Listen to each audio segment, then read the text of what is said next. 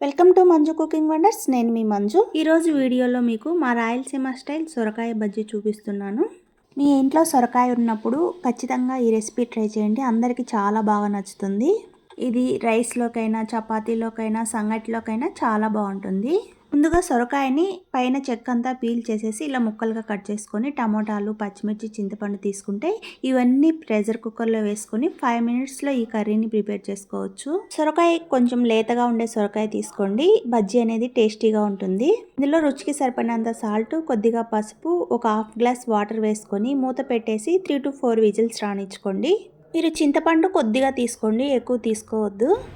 చూడండి, 4 విజిల్స్ తర్వాత సొరకాయ ముక్కలు మనకు బాగా మెత్తగా ఉడికిపోయాయి కదా. వాటర్ కూడా ఎక్కువ లేవు కాబట్టి పక్కకు ఉంచుకోలేదు. ఇప్పుడు దీన్ని మెత్తగా మెదిపేసుకొని దీనికి తిరగమాత పెట్టేసుకోవడమే. నేను మీకు చెప్పాను కదా, మా రాయలసీమ వాళ్ళు పులుసు కూరల కన్నా పుల్లగూరలే ఎక్కువ చేస్తారు.